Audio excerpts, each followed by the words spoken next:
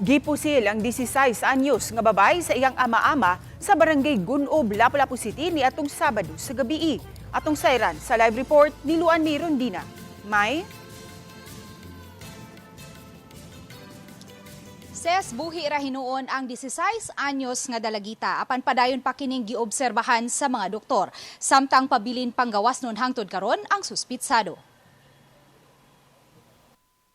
Padayon karong nagpaalim sa tambalanan. Ang 16 anyos nga dalagita, human siya mahiagom ug samad pinusilan sa buko-buko nga nilapos sa iyang dughan. Base sa saysay sa mga igsuon, nanihapon ang biktima sulod sa ilang balay ni adtong Sabado sa gabi sa barangay Gunob. Apan kalit kining gipagnan og suga sa ama-ama o stepfather ni ini.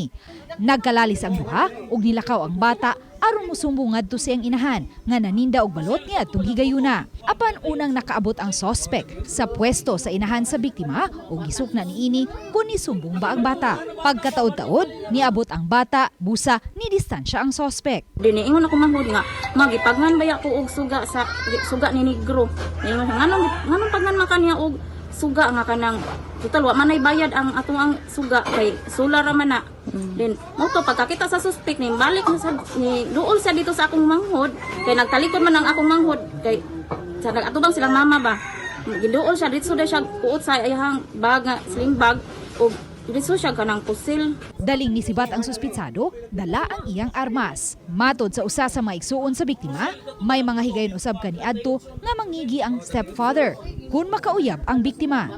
Usahay kay magkalali sad sila usahay kay ang buto na igihan ba mangigi ang kanang suspect sa kung manghud ba kung naay uyab.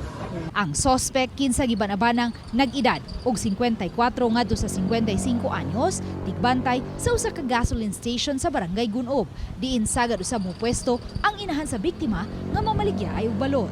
Since namaligya ni sila og balot diha, iyang live-in partner, murabag kanang gisaligan ning laki pod nga pag once mo off na ang gas station, kini siya may magbantay-bantay kay since makadlaw na ni sila kay magbaligya man sila balot ma'am kuyo ganiyang kuan.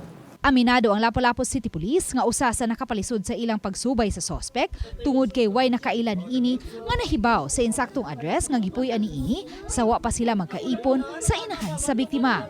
Kung lumad ba kini nga taga Bohol o taga Leyte. Samtang nabalakan ng usab ang mga kabanay sa biktima tungod sa gihimong pagbahad sa suspect ngadto kanila. Nanawagan sila ngadto sa kapulisan nga unta masikop na sa labing daling panahon ang suspitsado.